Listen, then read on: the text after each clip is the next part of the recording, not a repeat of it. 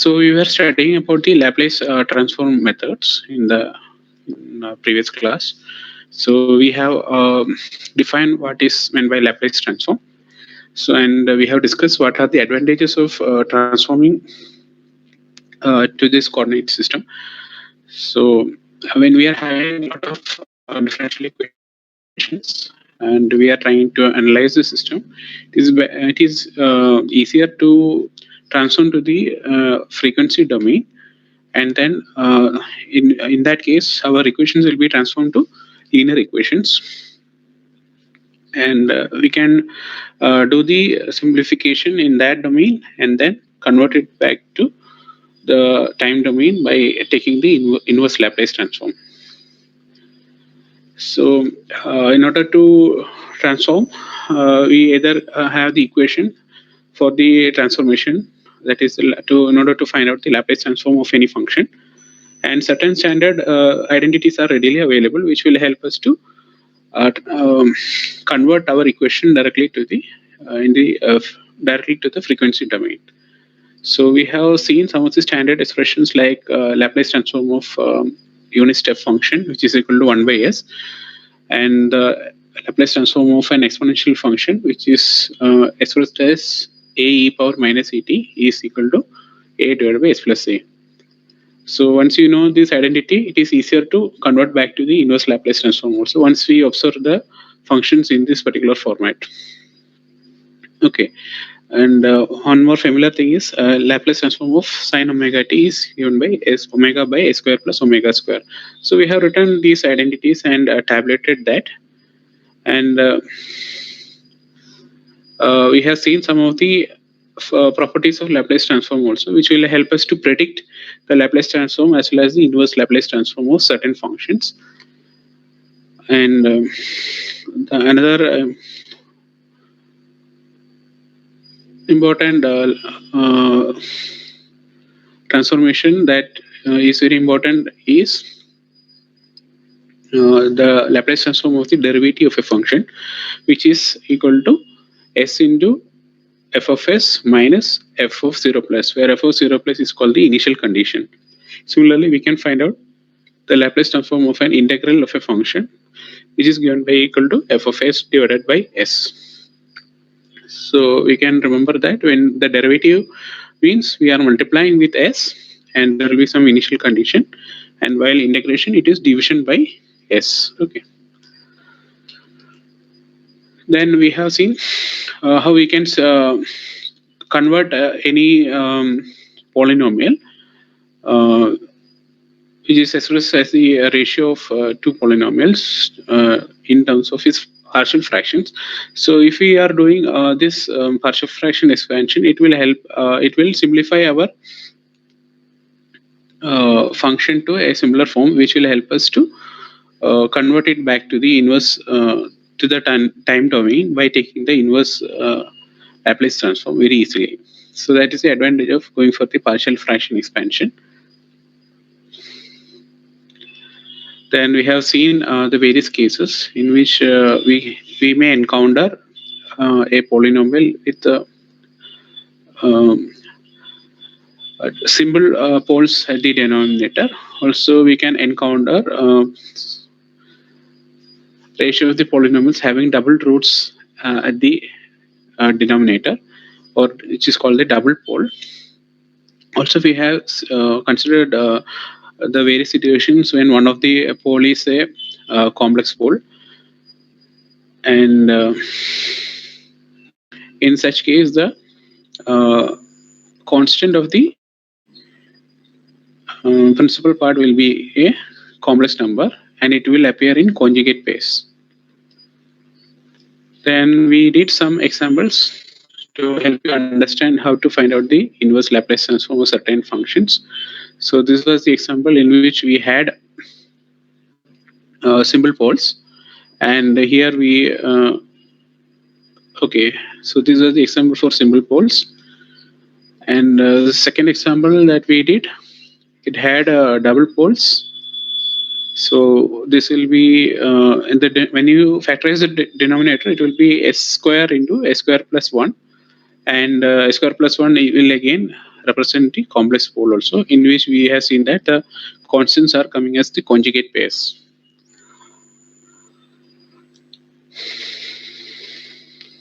So I hope you have practiced a lot of example problems from your end as well after yesterday's class. Then we have moved on to the electrical circuits, circuit elements. So how we can transform a circuit element, that is a current that is passing through a resistor, how it will be expressed in the uh, frequency domain, that is the S domain. So a resistor is simply replaced by the same element. Only thing, the voltage is transformed to the its corresponding Laplace transform, and the current also is transformed to its S domain equivalent, and the R value is not going to change. And we will discuss this in detail because some confusion was there. And then we have seen how we can represent a capacitor by its equivalent component in the S domain also. So we have considered that the capacitor was initially charged. It was having an initial charge of V naught with polarity like this. So on the left hand side there was plus, and on the right hand side it was minus. And we assume that a current I of t is going to flow. So this is called the initial condition. In the case of capacitor, it's an initial charge. Now this circuit represents the equivalent representation in the S domain. So that initial charge is represented by a voltage source with the same polarity, that is plus on the left hand side and minus on the right hand side. And the transformed capacitance value has become equal to 1 by S into C. Okay, so we can write the equation for the voltage in the S domain as the voltage across the capacitor, that is V of S, could be written as equal to I of S divided by C plus V naught divided by S. Okay.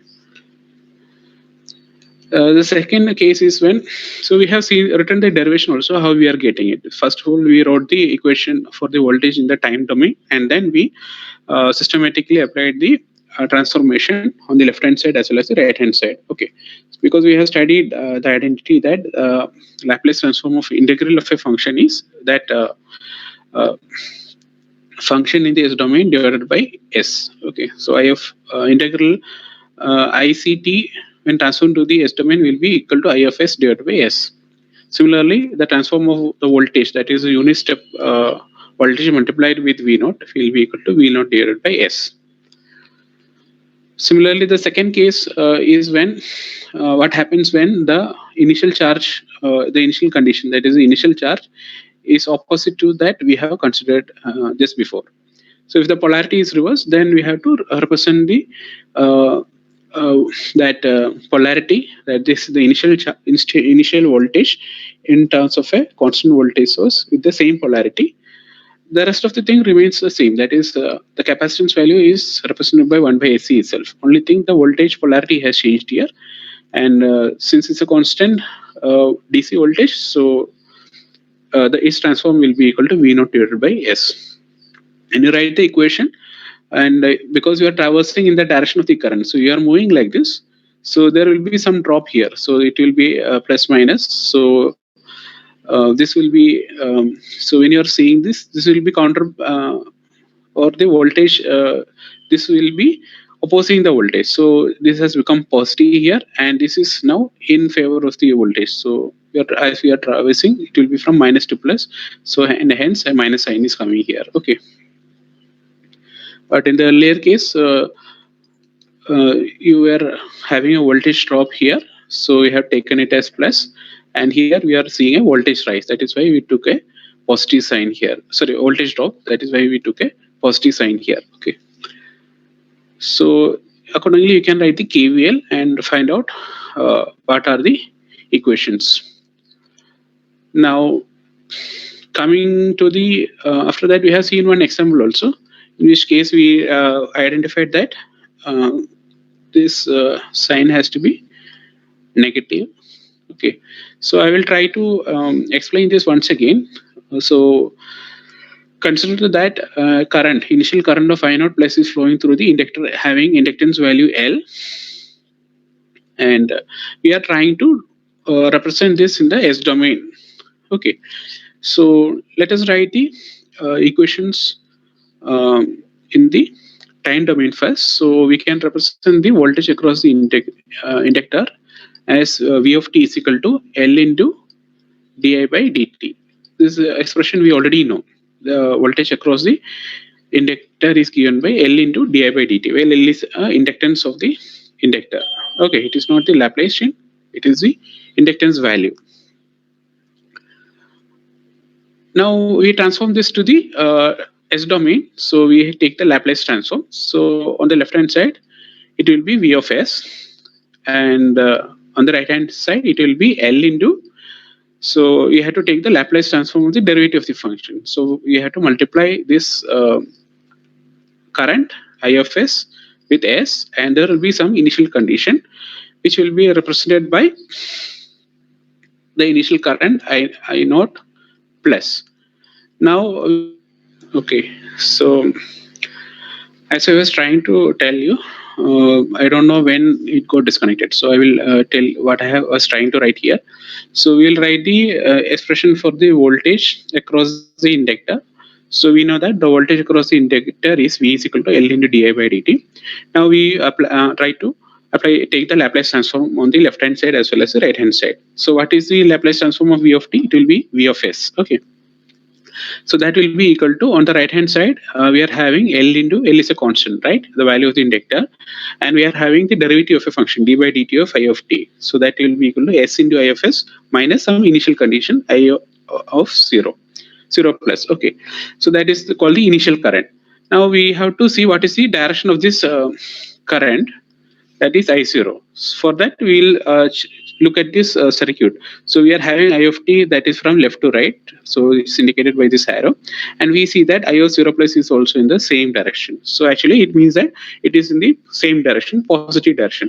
So there is this I naught 0 plus is taken as positive.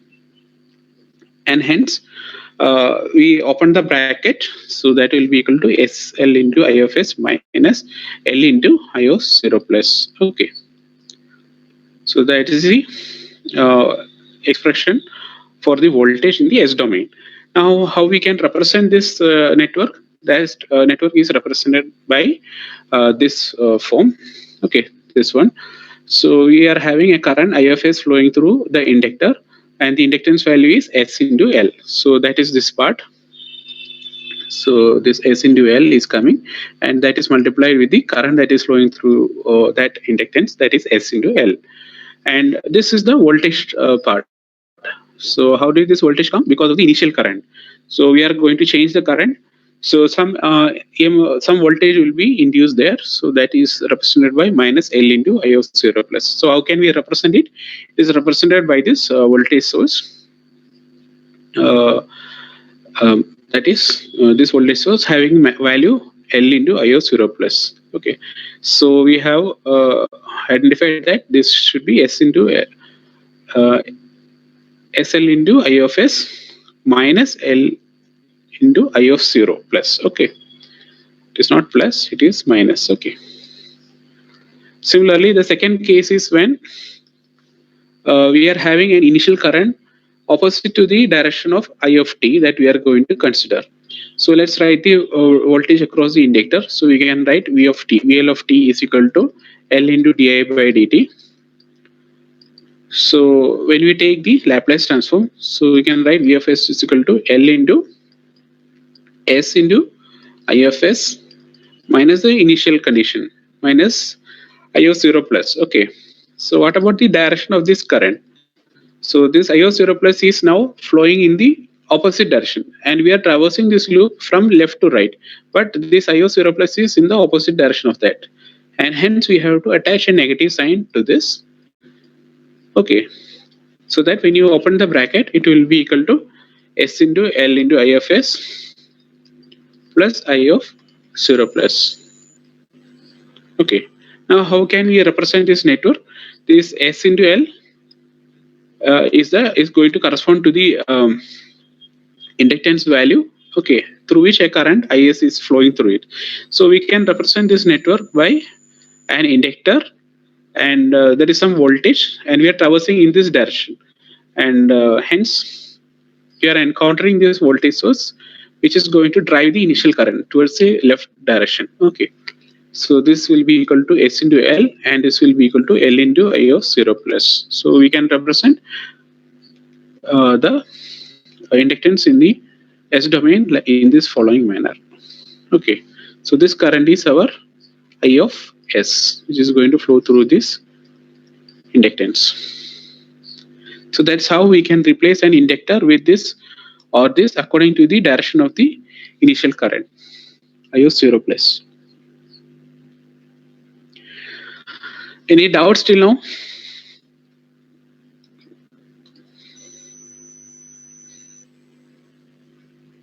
Preeti Patel, if you have any doubt, you can ask me.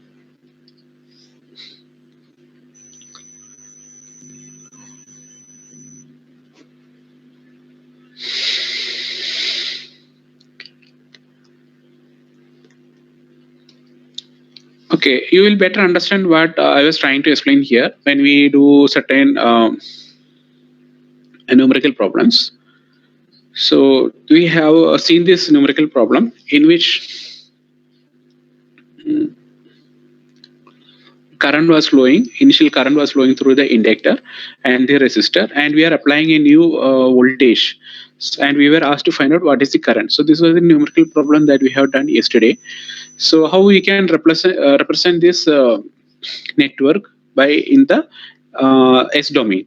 So we have replaced this voltage source. So first step is to replace the all the network elements with this corresponding S domain equivalents. So here we are having a voltage source which is replaced by the equivalent voltage source, which is V of S. Then the resistor is replaced by R, and inductor we have just now see that it is replaced by S into L with a series voltage source that is with polarity such that it is going to drive the initial current in the same direction. Okay, since the initial current was flowing in the this manner, that is anti-clockwise direction or from up top to bottom, so we have to put the polarity such that this voltage source is going to drive the current, initial current in the same manner. Okay. So once you are able to draw this equivalent network in the S domain, then you can use the KVL, Kirchhoff's voltage law, within the loop, and you can simplify IFS and find it out, and then you apply the partial fraction expansion, and you will be able to take the Laplace inverse in order to find out what is the current. So you can find the current in the S domain, the partial fraction expansion, and then you use the inverse Laplacian to convert it back to the time domain equivalent. So this is what we have done yesterday. So we'll do more problems in the similar manner to make you understand how we can use the Laplace transform method for network analysis. So before we do that, we will cover one more important theorem, which is called the initial value and final value theorem. So first, let us understand what is the initial value theorem. So initial value theorem says that, so this initial value theorem is used to find out the initial conditions of the network. So this theorem is applied in the Laplacian domain. Okay, that is the S domain. So if we are having an expression for the current, for example, we know what is the current in the S domain, and without converting it back to the time domain, that is without converting it to I of t, we will be able to predict what is the value of the initial current, that is I of 0 plus. So that is the advantage of using this theorem. So the statement of the theorem is that the initial condition f of 0 plus is given by limit s tends to infinity s into f of s. So if you know what is f of s, we will be able to find out what is f of 0 plus. Okay, note that this is the time domain, and hence I have used the smaller case f. So what is f of 0? F of 0 plus is nothing but limit t tends to 0 f of t. So this is called the initial condition. So when t is equal to 0, what is the value of the function? That is f of 0 plus.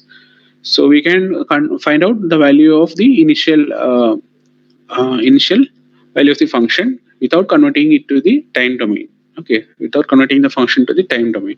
So that is the advantage of this initial value theorem. So in our previous example, that is that what we have done yesterday, we have found out what is the current through this circuit. So we had some initial current which is already given to be equal to 2 ampere. Okay, and we have found out what is the value of I of t that is flowing when we are applying a new voltage which is given by equal to 50 volt. Okay, and we have already written the value of this current. So I of s is equal to 10 by s divided by, sorry, minus 8 divided by s plus 2000. So that value we have found out yesterday. Okay, I just copied this value. I of s is equal to 10 divided by s minus 8 divided by s plus 2000, and then we apply the Laplace transform to find out what is I of t. Okay, so just to make you understand what is the initial value theorem and what is the final value theorem. Okay, first of all, let us study about the initial value theorem. So you can apply the initial value theorem here and find out what is the initial current. So when you have the equation in the time domain, it is very easy. So what is the initial current? In order to find the initial current, so initial current means I of 0 plus. Just replace the t term with 0. That's only thing. So that is nothing but limit t tends to 0 of I of t. So that is called the initial condition, right? That is the initial current. So that will be equal to, when you put t is equal to 0, this term will be e power 0, that is equal to 1. So we will have 10 minus 8, which is equal to 2 ampere. So it's very easy to do it in the time domain. Okay. So what if we are given the current in the Laplacian domain? So how can we find the initial current? So we have to use the initial value theorem to find out what is I of 0 plus. Okay. So we are given the current I of s is equal to 10 divided by s minus 8 divided by s plus 2000, right? Now using initial value theorem,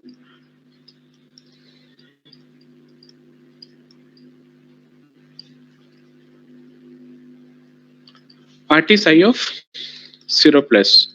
So I of 0 plus is nothing but limit s tends to infinity s into I of s. Okay, so we have I of s is given as equal to 10 divided by s minus 8 divided by s plus 2000. So what is this? So that will be limit s tends to infinity of, so first part it will be 10, and for the second part you can take out s to the denominator, so we'll have 1 plus 2000 divided by s. So when you apply the limit, this term will be equal to 0, so we'll have 10 minus 8, which is equal to 2 ampere. Okay, so we got the same result.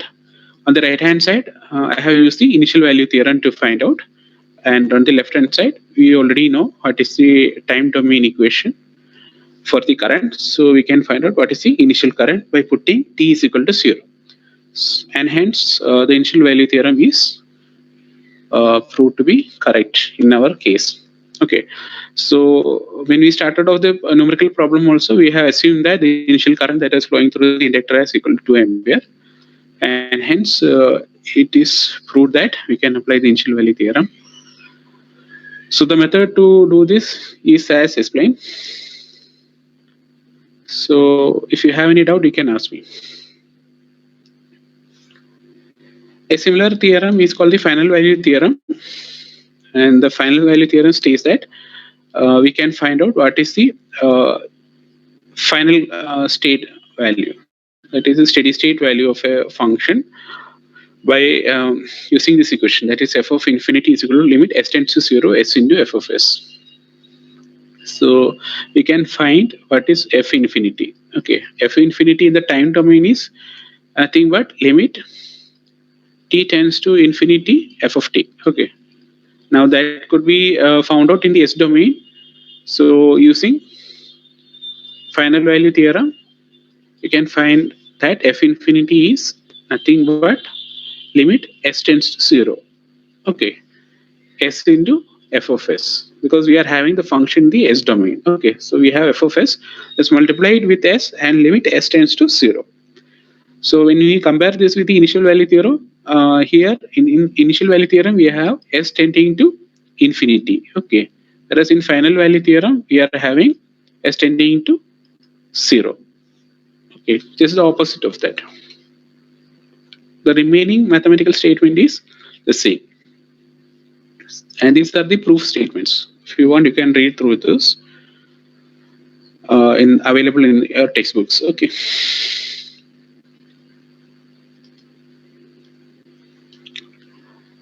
So we'll do one more example in order to understand how we can represent or how we can model a circuit in the time domain and how we can transform it to the S domain.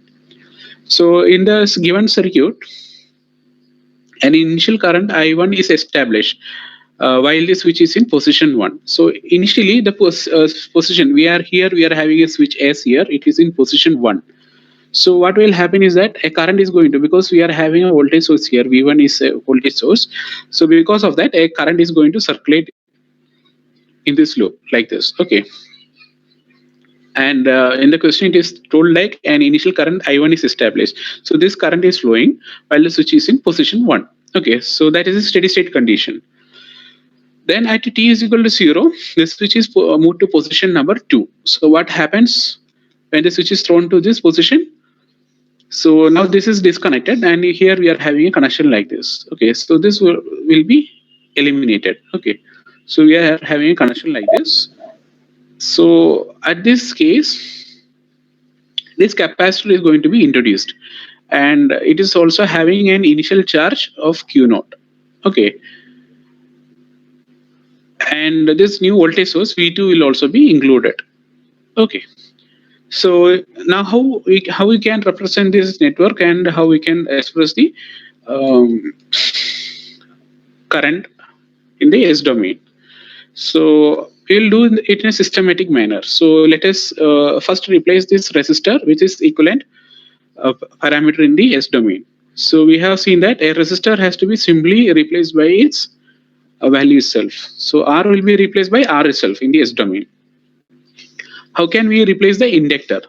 An inductor has to be replaced with an inductance plus a voltage source, such that the polarity of the voltages, it will be in the direction of the initial current. So here the initial current is flowing from left to right, as you can see here. Because of V1 polarity, the current will be in this manner. So let me mark it as I0 plus. So I0 plus is flowing from left to right. So how should I mark the polarity? It should be minus on the left hand side and plus on the right hand side, so that the current will be from left to right. Okay.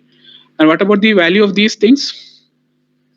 This voltage will be equal to L into I of 0 plus, and the value of this thing will be S into L. From where I am writing this? I am writing all these things from this chart. Okay, so we have seen this chart. From here, I can see that the resistance is replaced by its resistance value, and the inductance is replaced by S into L plus L into I of 0 plus. Okay, the polarity of this L into I of 0 plus is such that it is in the direction of the I0 plus. Okay. So first step is to replace, in order to do that analysis, network analysis in the S domain or the Laplace domain. So draw the network in the S domain. Okay. So after that, what is coming is the capacitor, right? How can we replace the capacitor? We have the capacitance value, and there will be a initial voltage across the capacitor. So the polarity of this initial voltage will be such that the polarity of the charge to which the capacitor okay, depending on the voltage polarity of the initial charge. Okay, so we can see that a charge Q naught is already there in the capacitor, such that the polarity is positive on the left hand side and negative on the right hand side, and hence we have to draw this voltage source with the same polarity. Okay, so on the left hand side it will be plus, and on the right hand side it will be minus. And how to write these values? The capacitance value will be equal to 1 by S into C. Okay, and what about the voltage? That will be the initial voltage V0 divided by S. Okay, if it is given in terms of the charge Q0, then it has to be replaced with we know that what is C? C is equal to Q upon V, where Q is the charge in the capacitor and V is the voltage across the capacitor.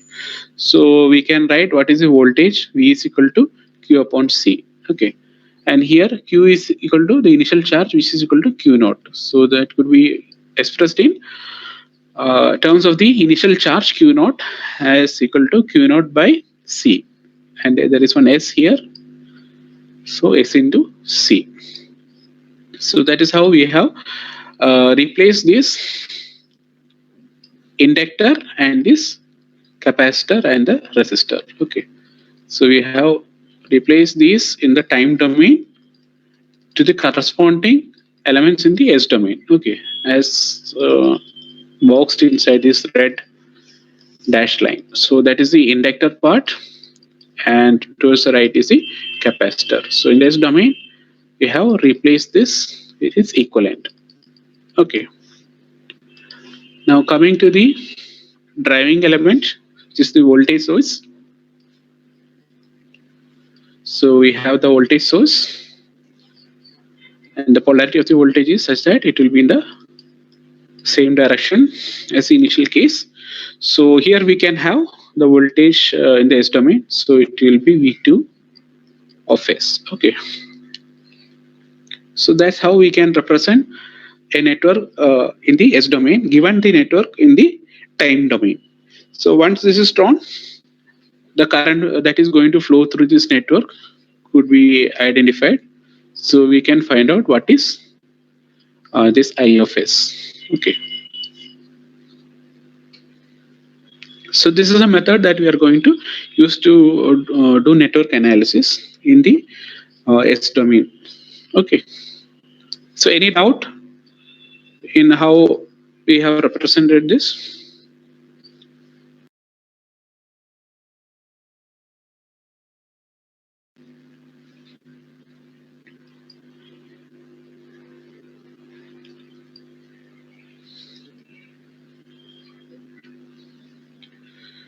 So if we are given a circuit, we should know how to convert it to the S domain. So we'll do some numerical problem which will help you to appreciate this. So let's start with this numerical problem.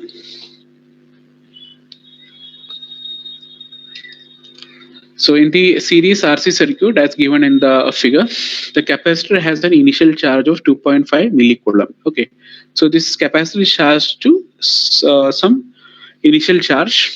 It is given, and at the 0th instant, at t is equal to 0, the switch is closed and a constant voltage V is equal to 100 volt is applied.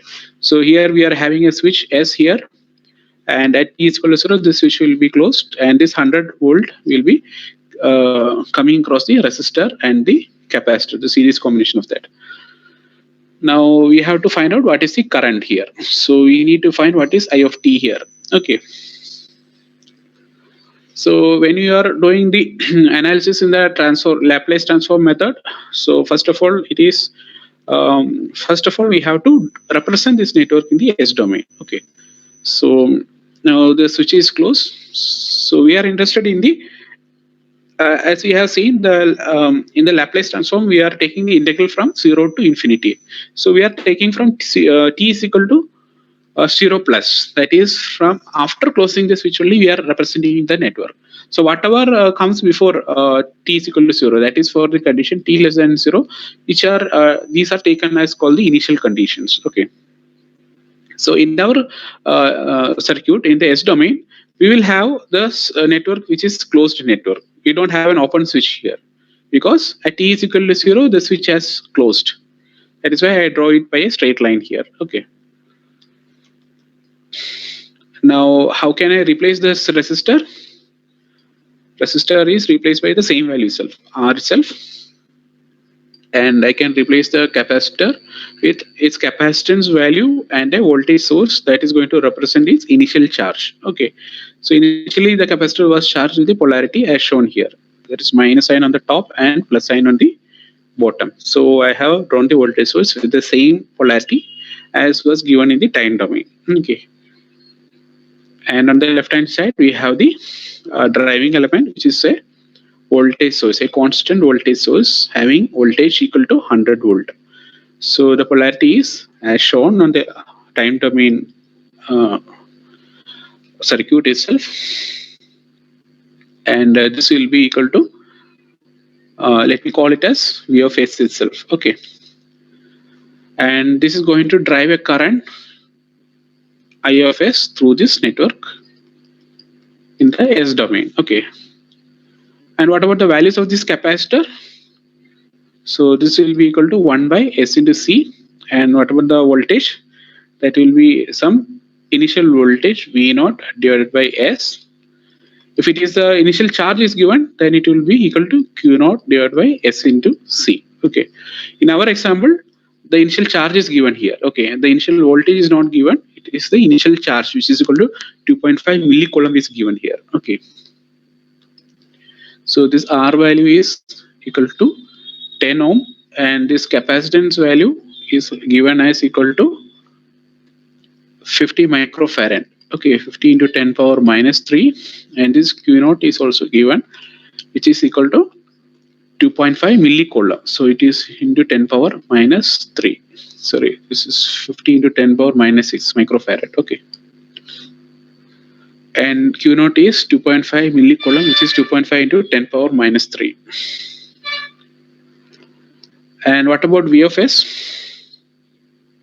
So V of S is V of t is equal to 100, and hence since it is a constant voltage, V of S will be equal to 100 divided by S. Okay, because Laplace transform of U of t is equal to 1 by S. Okay, so therefore Laplace transform of 100 into U of t is equal to 100 divided by S. So this is our network in the S domain. So once we draw the network in the S domain, then we can write what are the KVL equations for this. So I can write the KVL equation. Now we can assume that the current I of S is flowing through the network in the clockwise manner. So let's start from here. Let's traverse the loop in the clockwise manner, starting from V of S. So we have only one loop, and we are traversing the loop that is across the Vs in the direction of the polarity. So we have plus V of S, and here we are having voltage drop. Like when current is flowing through the resistor as well as the capacitor, we are having a voltage drop here. So I have marked the polarity for convenience, for easy understanding. Okay, so we are having V of S minus R into I of S minus 1 by SC into I of S. Okay, so all these are the we can consider these are the reactances, and this is the resistance value. Okay, so this is the drop across the capacitor, and this is the drop across the resistor, and there is one voltage source, and we are traversing from minus to plus because we are moving in the in the loop in the clockwise manner. Okay, in the direction of the current itself, we are moving traversing the loop in the direction of the I of S itself. Okay, so when we are doing that, we will be traversing this voltage source from top to bottom. So we are seeing a voltage rise here, so a plus is coming here, and that will be equal to Q0 by S into C. So as KVL says that sigma of V across the voltage across the loop is equal to 0. So that is what we have written here. Sigma V is equal to 0. Okay. Now we can rearrange these terms and write an expression for I of S. because our unknown is the current. So we have to find out what is the current. Okay. Now you just cross multiply it here. So I of s is equal to P of s plus Q naught by S into C divided by R plus 1 by S into C. First of all, let us simplify this. So V of s is equal to, let me call this 100 is equal to V. So this will be 100 divided by, let me write it as 100 divided by S plus Q divided by S into C divided by R plus 1 by S into C. What is my aim? My aim is to bring it to the form, bring the denominator to the form S plus some term. Okay, so that I can find out the Laplace transform, or I can apply the partial fraction accordingly. So that is the aim. So I can take the LCM in the numerator, so that it will be 100 into C plus Q divided by S into C, the whole divided by SRC plus 1 divided by S into C. I can cancel out this S in the denominator, and then I can divide the numerator and denominator with RC. Okay. So what will happen is, when I divide in the numerator, it will be 100 C plus Q divided by RC, and the denominator it will be S plus 1 by RC. Now this equation has become a form like some quantity in the numerator divided by S plus some term. Okay. Now it is better to substitute all the values here for C, Q, etc. Okay. So this is Q naught, the initial charge. Somewhere in between I am dropping certain terms. Okay. So 100 into C value is 50 into 10 power minus 6. Okay. 50 into 10 power minus 6 plus Q naught is 2.5 into 10 power minus 3 divided by RC value is R is equal to 10 into C value is again 50 into 10 power minus 6. The whole divided by S plus 1 divided by 10 into 50 into 10 power minus 6.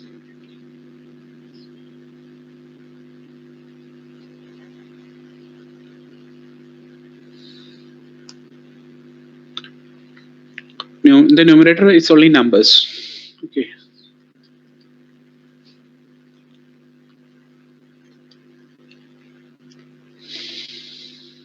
So do your mathematics, and you can see that it will be reduced to the form.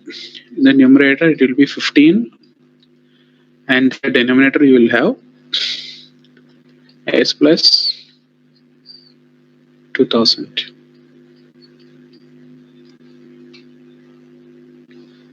So once I have the current I of s in this manner, so what is the left hand side? So I have I of s is equal to 15 divided by S plus 2000. Now I can find out what is the current I of t in the time domain by taking the Laplace transform. So what is the inverse Laplace transform of this quantity? 15 divided by S plus 2000. So that is of the form 15 is a constant, so we can remove that. So what is L of L inverse of 1 by S plus A? So this is of that form, right? Which could be written as e power minus at. So I can write I of t is equal to 15 into, instead of A we are having 2000. So that will be 15 e power minus 2000 T ampere.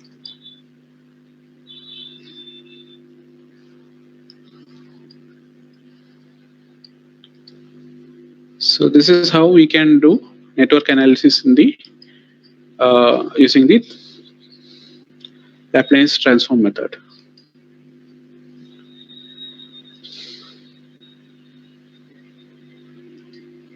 Any doubts so far?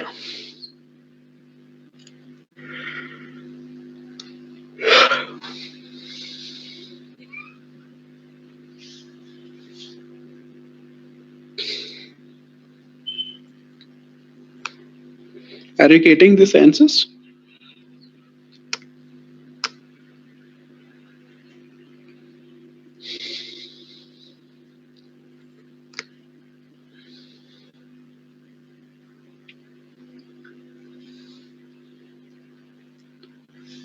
Any doubts? You can ask me. I'm not hearing any sound from your end.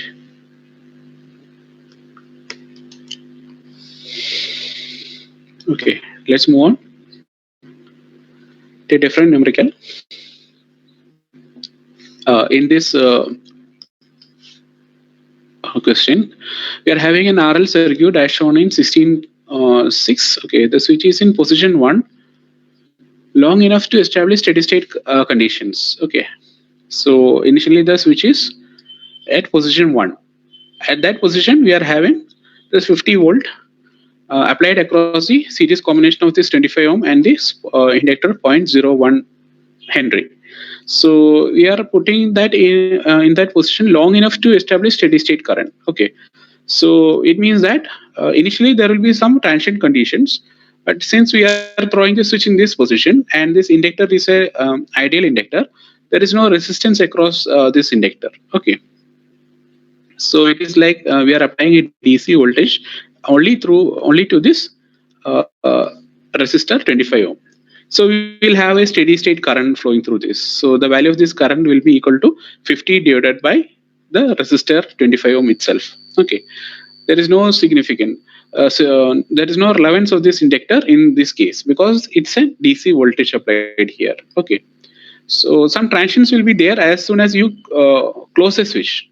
But since we are keeping the switch closed for a long time, there will be DC current that is flowing through this inductor. So there won't be any effect of or any voltage drop because of this inductor that is coming in the circuit. Okay, so that is the meaning of the first line. Now at t is equal to 0, the switch is switched to position 2. Okay, so now we are removing this 50 volt and then we are including this 100 volt. Okay, now we have to find what is the resulting current as soon as we close the switch to position number 2. So that is the question. So our easiest method is to first draw the network in the S domain. So in the S domain, we are interested only in the cases when t is greater than 0 plus. Okay, so we are not interested in what is happening before. So we will draw the circuit as soon as you throw the switch back to position 2. Okay, we are not interested in what is happening at t is equal to 0 and t less than 0. Okay, so at position 2, we are having this 100 volt that is coming across the resistor and the inductor. Now we replace this resistor. For easy analysis, I replace it with R value itself and the inductor by its equivalent value, which is SL. And we have an initial current and it was thrown in position 1. And as you can see from the polarity, we are not taking this direction of current. We are taking the direction of current in the clockwise manner. So as you can see in the by the polarity of this voltage source, 50 volt source, this current is going to circulate in the clockwise manner. So I will mark the initial current in this manner so that the current will be flowing through the inductor from top to bottom. Okay. So that will be L into I of 0 plus, the initial current. Okay. So that is the circuit in the S domain. So this is the voltage V of S. Okay. So what is V of S? V of S is nothing but 100 divided by S because it's a DC voltage. So V of S is equal to 100 divided by S. I hope you understood how we are drawing the circuit in the S domain, given the circuit in the T domain.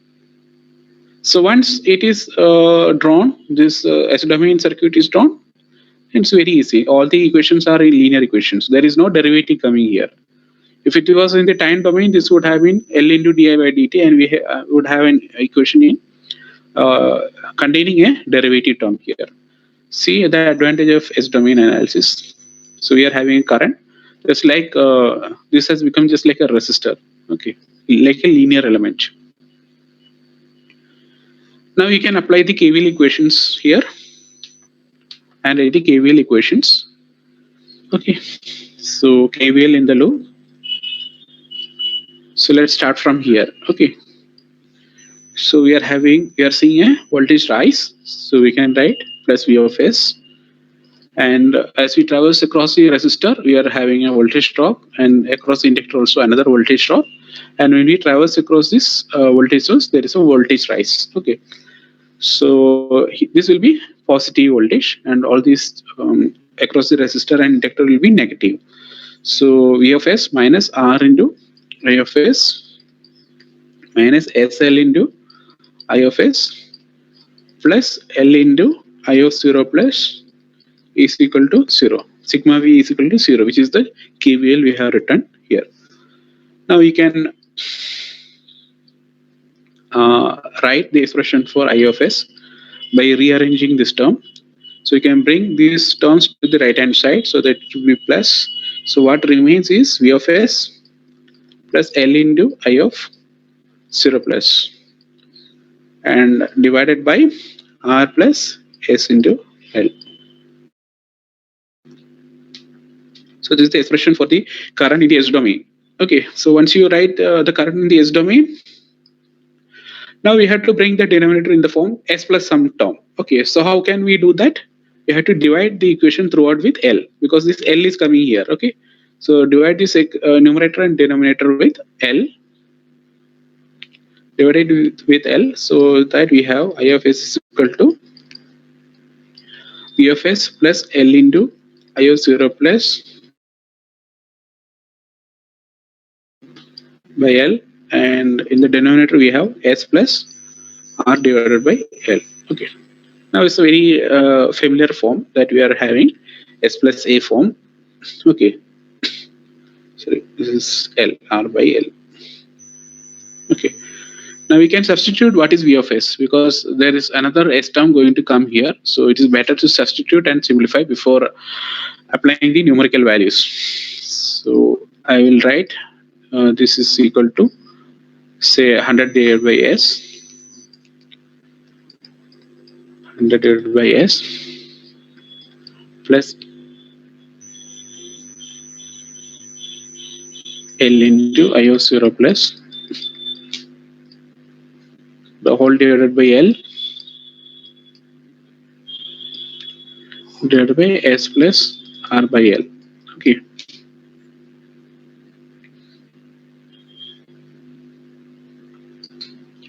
So an additional S term is also coming here. So let's divide this 100 and I am going to bring this L inside. So that will be 100 divided by L plus S into I0 plus the whole divided by S into S plus R by L. So this is our I of S.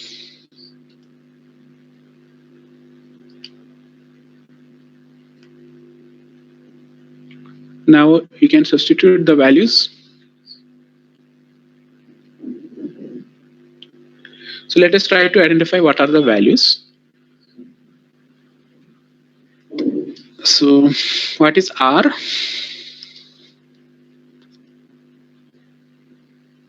R is equal to 25 and this L is equal to 0.01 and V of S we have already written, and what is I of 0 plus.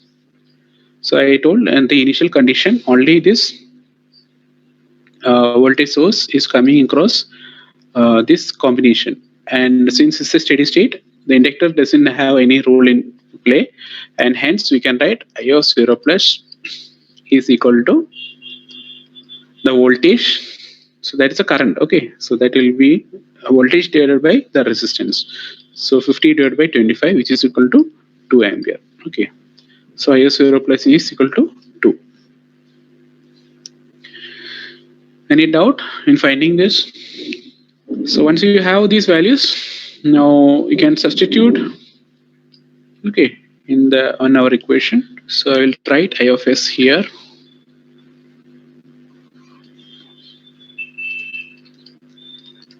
It's equal to 100 divided by 0.01, okay, plus s into 2 divided by s into s plus r is equal to 25. Okay, r is equal to 25 divided by L value is 0.01 Henry. Okay, now simplify this.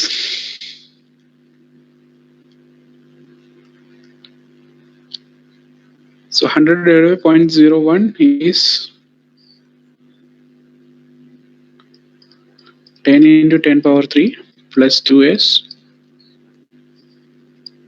divided by s into s plus 2500. Okay, now split it so that we will have 10 into 10 power 3 divided by s into s plus 2500 plus 2 divided by s plus 2500. We can cancel out this s from the numerator and denominator. Now there is no need to touch this portion. Okay, this is a very simplified manner. But here we are having product of two poles. Two poles are sticking together. Now we have to separate out these poles. Okay, so each pole is going to contribute to each principal part. So let me write this portion. Okay, let me write this alone. The first term alone as equal to a1 divided by s, and these are simple poles. Okay, so I can write a1, and the second portion will be equal to a2 divided by s plus 2500. Now I want to find out what is a1 and a2. So once I have a1 and a2, then I can substitute here and find out what is I of s. So what is a1? a1 is equal to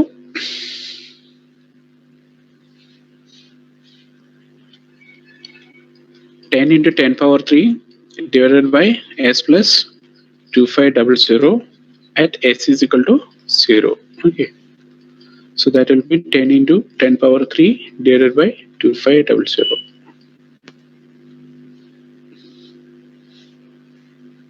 So that is nothing but 100 divided by 25, which is equal to 4.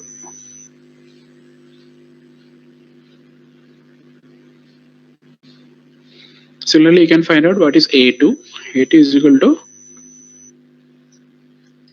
10 into 10 power 3 divided by s at s is equal to minus 2500. That is equal to 10 into 10 power 3 divided by minus 2500.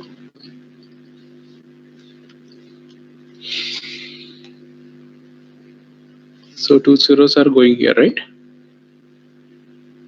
So it will be 100 divided by 25. This is again 4 with a minus sign. So it will be minus 4. Now I can write what is I of s.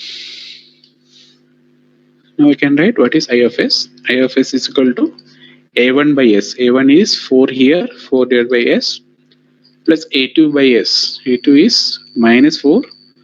So I'll have minus 4 divided by s plus 2500 plus this term. Okay, this term that is remaining there, that is 2 divided by s plus 2500. Now I can add these two terms. So that will be 4 divided by s minus 2 divided by s plus 2500. Now we can readily take what is the inverse Laplace transform of this. So I can write the current I in the time domain, that is I of t is equal to what is the Laplace inverse of 4 by s?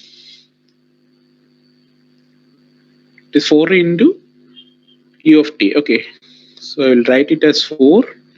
And what about the Laplace transform of 2 divided by s plus 2500? So 2 is a constant, and this is the other form 1 by s plus a, where a is taking the value 2500. So the Laplace inverse of 1 by s plus a is e power minus at. Okay, so this will be written as e power minus 2500 t.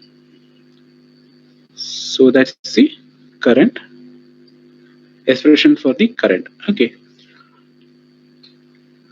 And when we were discussing the partial derivatives, I said whenever we are having uh, 0 as the poles, so that part is going to correspond to the steady state condition. Okay, so this is the steady state value.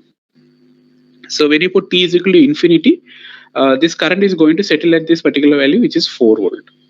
Okay, and this is called the transient part. So this will die out eventually as time progresses. This is the decaying, exponentially decaying value. Okay, so its amplitude is going to exponentially decay as time is progressing. So after some time, the contribution by this term will be negligibly small, and there will be only this DC value that is seen in the equation. Okay. So ultimately, as t tends to infinity, we can simply replace this voltage source with that resistor only. Okay, because that inductor is not going to contribute anything. Okay, so we will have some 100 volt which is applied across this 25. So what is the current? So this is the current I infinity. Okay, so that is how we have written in the I0 with a 50 volt source. Okay, so I infinity is equal to 100 divided by 25, which is equal to 4 ampere. So this thing you can observe in the equation also, as I is going to as we put t is equal to infinity, so this term will be equal to 0. 2 e power minus 2500 into t will be equal to 0. So what will remain? Only 4 will remain here, and this means ampere. Okay, any doubts in this numerical, you can ask me.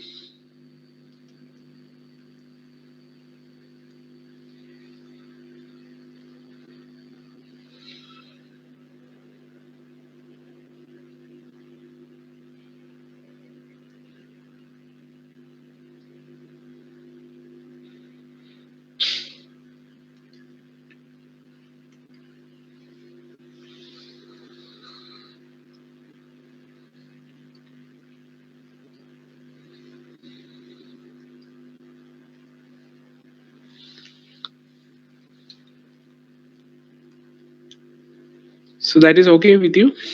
Let's proceed to yet another numerical to make the concepts thorough to you. Tell me how to start.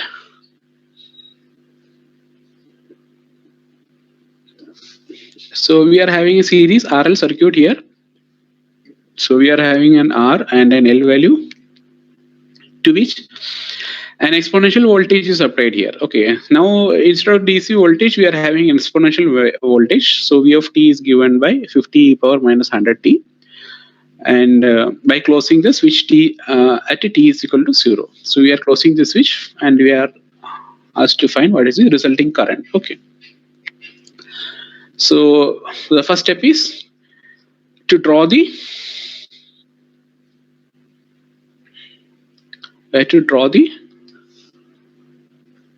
circuit in the S domain. Okay, now we can replace this voltage source. So V of t is replaced with V of S. So this is our V of t. Okay, in the time domain, and the resistor is replaced by the same value, R value itself, which is 10. and the inductor is replaced by its inductance value with the initial condition. And and since there is no initial condition mentioned in the question, we don't have an initial voltage here. So we are removing that voltage source here. Understood? Nowhere in the question they are talking about the initial condition of the, okay, because there is only one switch and the switch was initially open and we are closing the switch and we are trying to analyze the circuit. And the inductance value is S into L in the S domain. Okay. Now that is going to drive a current. This voltage source is going to drive. V of S is going to drive a current I of S through this network. And we have to find this I of S in the time domain. Okay. Now we can apply the KVL for this loop. So let's start from the voltage source V of S. So let's start from here, V of S. Okay. So V of S minus, so we are traversing in this manner, current is flowing like that, so there is a voltage drop as marked here, and hence we are having a voltage drop across the resistor, hence we are replacing it with a minus sign. Okay, minus R into the current, resistance into current, minus SL into IFS is equal to 0. So that is our sigma V is equal to 0 expression. From this we have to find out what is IFS, right? So on bringing to the other side and rearrangement and cross multiplication, we can write IFS is equal to, on the left hand side we have EFS only, and we have to bring this R plus S into L to the denominator. So IFS is equal to VFS divided by R plus SL. What is the next step? Bring the denominator in the pole zero form. Okay, so it is of the form some numerator quantity divided by S plus some quantity. This is called the pole zero notation. Okay. So how can I do that? Here one L is attached to S. So divide the numerator and denominator with L. Okay. So I divide the numerator with L, and I divide the denominator quantity also with L, or I can take simply take that L outside. Okay. So that is will be S plus R divided by L. Now it is our familiar form, some quantity divided by S plus R by L. The form that we can do partial fractions. Okay, we can do partial fractions to this. Now let's identify what are the values of V of S, L, R, etc. So the R value is already given as equal to 10 ohm, and the L is equal to 0.2 Henry, and V of T is now a function which is given by 50 into e power minus 100t. Okay. Till now we were encountering DC voltages, and hence the Laplace transform was 1 by S. So what about the Laplace transform of this quantity? 50 e power minus 100t. So take out this 50, it's a constant. The Laplace transform of e power minus 100t is 1 divided by S plus 100. Okay. So you have to study the standard transformations, then you will be able to write this. Okay. Now replace all these things in our equation for A of S.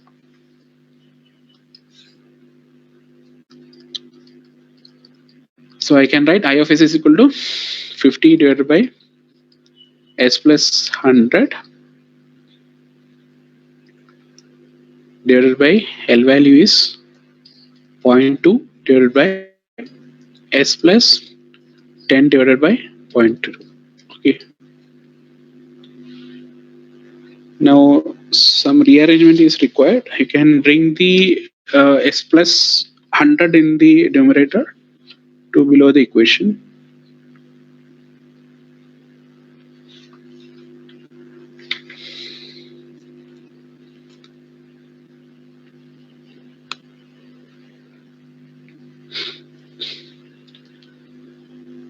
So I can write this as equal to 50 divided by 0.2 and bringing that S plus 100 below.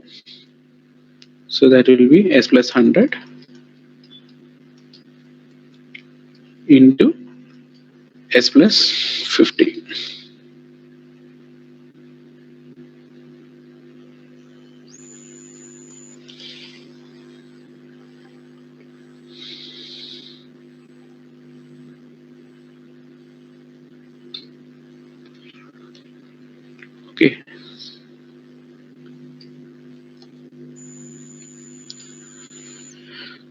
Now 50 divided by 0.2 is 250 divided by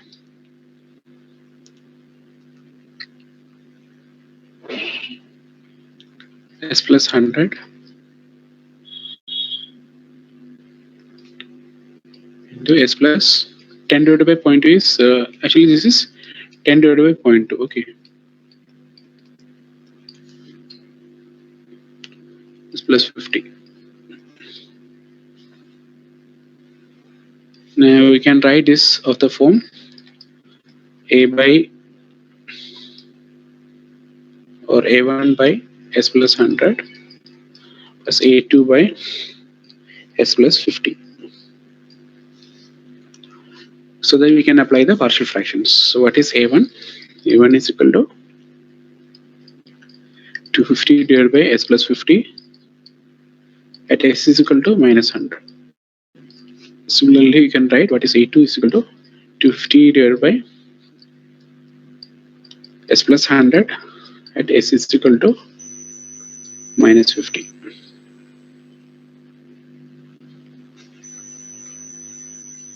Are you getting?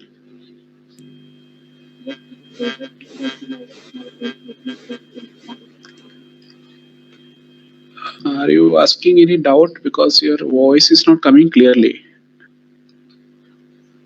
I'm not able to hear your voice. Can you put it in the chat if it is a doubt?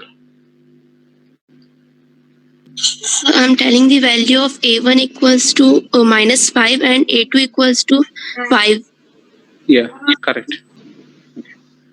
So a1 is equal to minus 5 and a2 is equal to 5. So once you have those values, you can substitute back to the I of s.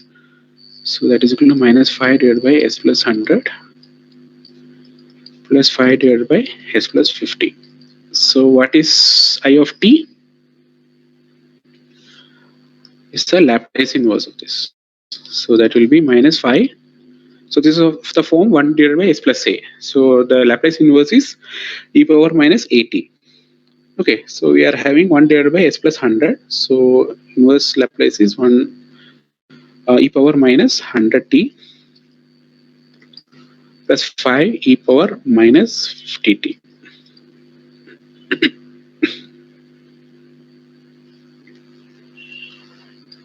Hope you have got a flavor of this Laplace transform method. Yes, sir. Okay, very good.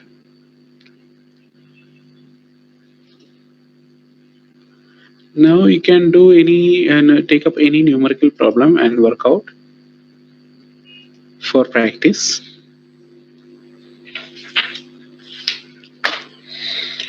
So questions will be of that form only, similar form only. Only thing various functions you can encounter.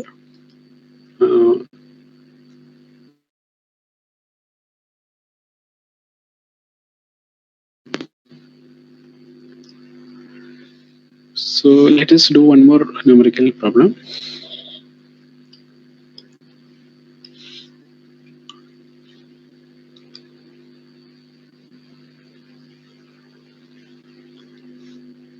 This we'll set aside. Okay, so lot of terms are coming.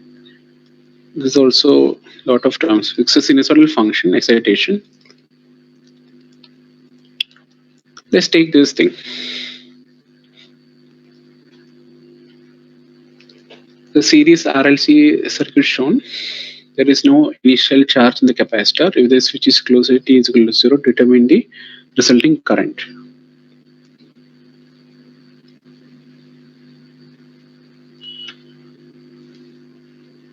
So initial conditions are not there. So I can draw the Laplace equivalent S domain circuit. So I have R, L is replaced with SL, capacitance with no initial charge. Okay, and there is no initial current. And this will be 1 by S into C. So here we are having V of S, which is equal to 50 divided by S. and we need to find what is the current IFS.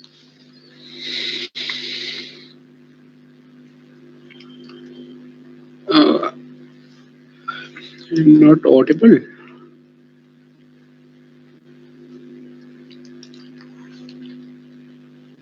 Okay, I was giving you some time. So now you can apply the Kirchhoff's voltage law.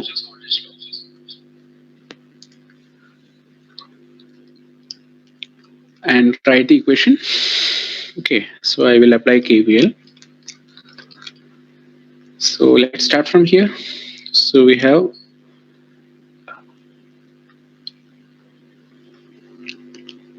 50 divided by S, and here we are having voltage drops here, minus IFS into R plus SL plus 1 by AC is equal to 0. Okay, I just combined because IFS is flowing through all these elements. So I can write what is IFS, which is equal to 50 divided by S divided by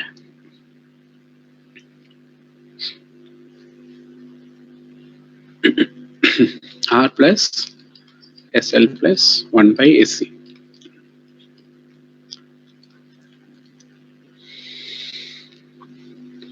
Now bring it to that form.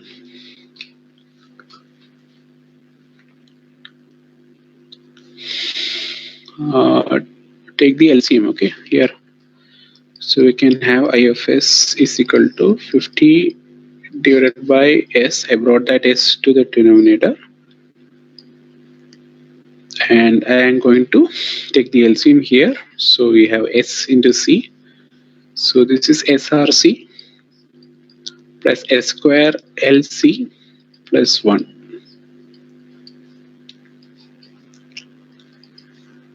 You can cancel out S here.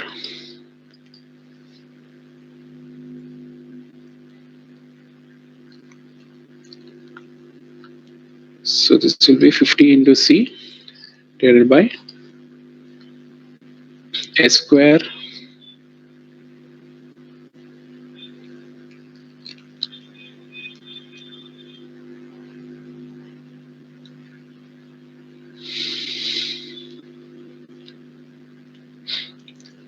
LC plus SRC plus 1. Okay.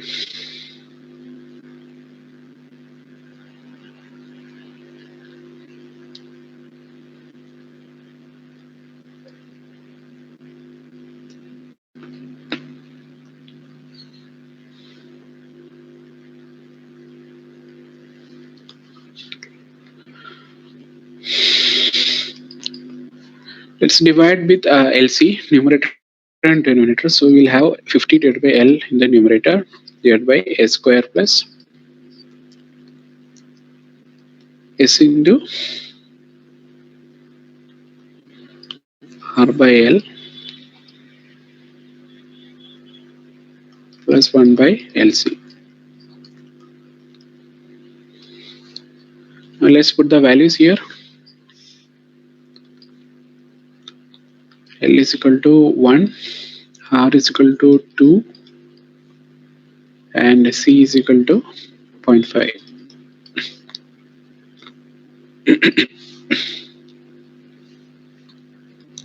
So IFS is equal to 50 divided by 1 divided by S square plus S into 2 by 1 plus 1 by 1 into 0.5.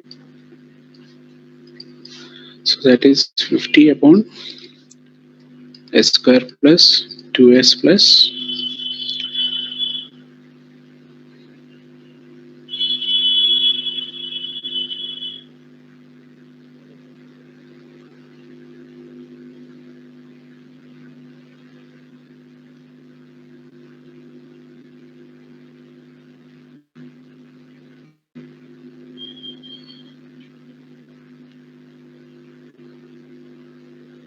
0.02.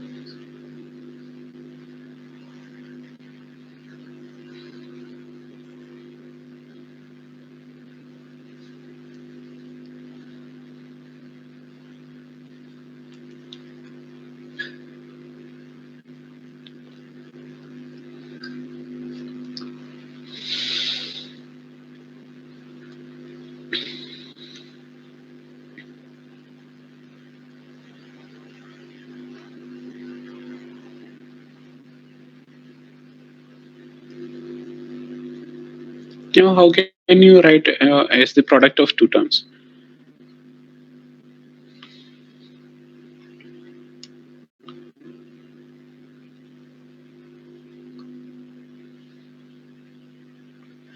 If you know how to derive the partial fraction of this, then you can do that. Or we can write this of the form, it is equal to 50 divided by s plus 1 plus j into s plus 1 minus j.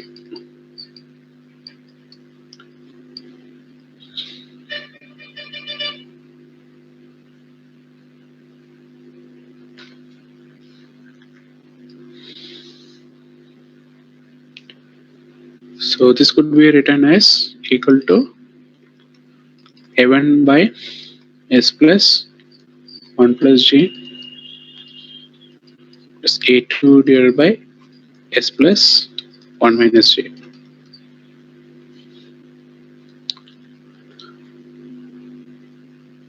You can evaluate what is a1 and a2.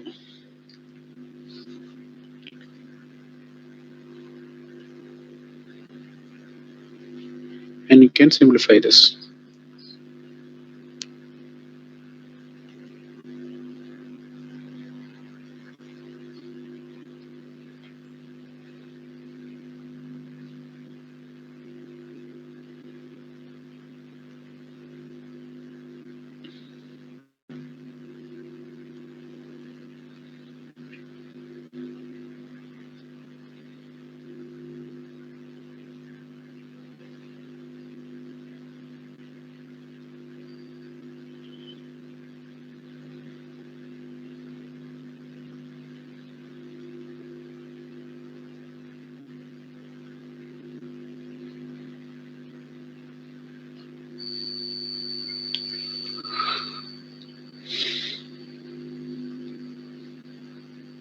Are you getting the answer?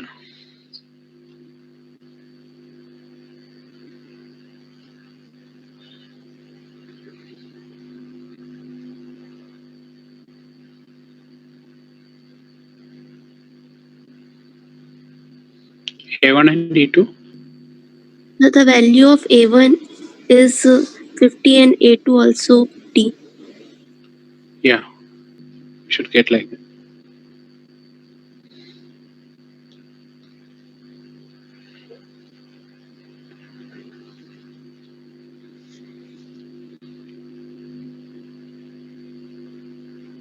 Are you getting 50? Let's do. So A1 is equal to 50 divided by s plus 1 minus j. That is equal to. Equals to 25 and A2 equals to 25. Yeah, you should get 25 actually.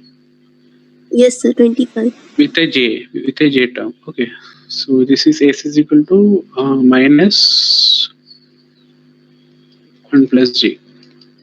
Okay. So that will be 50 divided by minus 1 minus j plus 1 minus j. Okay. So here we can cancel out 1. So we'll have minus 2j. So it will be 25 divided by j. Now 1 by j is minus 1. Minus j. Okay. So this will be minus j 25.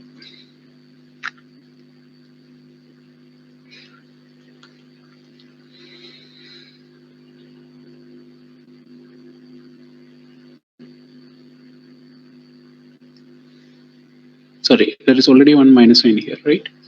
So this is minus 2j. Okay, so this will become plus. Okay, if a1 is j25, then a2 is a1 conjugate, right?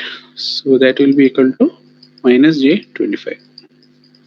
So this is what we have studied. When we are having complex faults, then the constants of the principal part will be also appearing in conjugate pairs.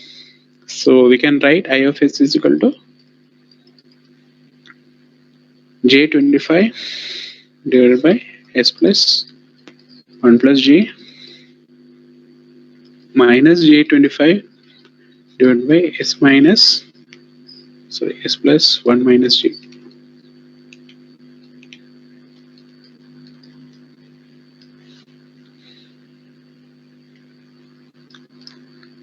So we can write what is I of t.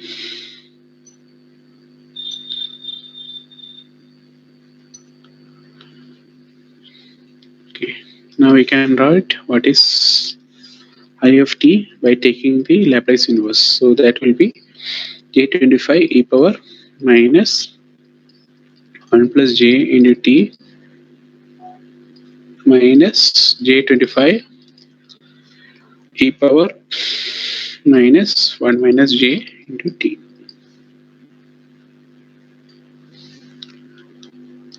If you can take out j25 outwards,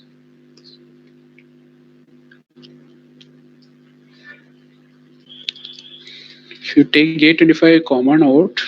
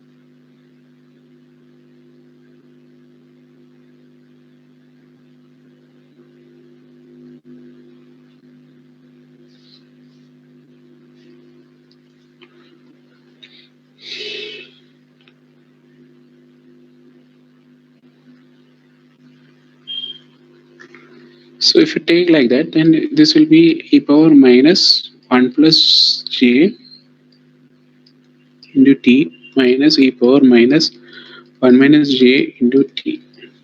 Okay, it will come like that. So what we are trying to do is, we know that sine theta is equal to e power j theta minus e power minus j theta divided by 2j. So if you can bring to this form, then we can express this as equal to sine theta. So if you can multiply j here, okay, if you multiply j here, then it will be minus 1. So this is j25 into e power minus 1 minus j into t minus e power minus 1 plus j into t. Okay, so this could be rearranged. So if you have 2j here, so this should be multiplied with 2, and this j will get cancelled out. So this could be written as equal to 50 into e power minus t sine t. Okay. So it means that we will be having an exponentially decaying sinusoidal function for the expression for the current when we are having a series RLC circuit. So it means that sinusoidal means it's an oscillating component. So it will have some period and that will be oscillating. So this is like a oscillatory circuit. Okay. So whenever we are having an inductor and a capacitor in series, we'll get an oscillation, sinusoidal oscillations. If these are ideal components, that is L and C are not having any leakage, that is called ideal condition. Since we are putting one resistor also in series, we are getting damped sinusoidal oscillation, that is represented by this exponentially decaying function e power minus t. Okay. So this will have the shape of the exponentially decaying function that we have seen earlier. So the peak will be 50, and from there it will exponentially decay. Okay, at t is equal to tau, it will have 0.368 times the 50 into 50 value. Okay. So with that, I would like to conclude today's lecture. So you can practice more examples from your end. Okay. And if you have any doubts, you can ask me. Come with the question and the answer. We will discuss. If you need me to take any more topics, you can ask me. If it is one person, also don't hesitate to ask. If you want any help in any of the network topics or any questions that you are stuck with, you can ask me. I hope everyone has got my WhatsApp number. You can put the question, take the photo of the question and put in the WhatsApp, and I will help you if you're stuck at any step, any stage. Okay. You are working out the problem, then take the photo and put in the WhatsApp. Like you are stuck in this step, I will help you out. So with that, we will conclude this what you call 12 hours of crash course. So we started on Christmas Day. So we have completed almost 12 hours. And I hope I was able to give you some introduction on the network courses. So some of the other lectures on network theorems and uh, that KVL, KCL, etc. are already recorded and available. So you can log into your Great Learning and you can watch those video lectures. Also, a lot of MOOC courses, NPTEL courses are available by lectures taken by professors of IITs. You can watch them also. Uh, at any stage you have any doubt, you can contact me. Okay. So anyway, bye for now.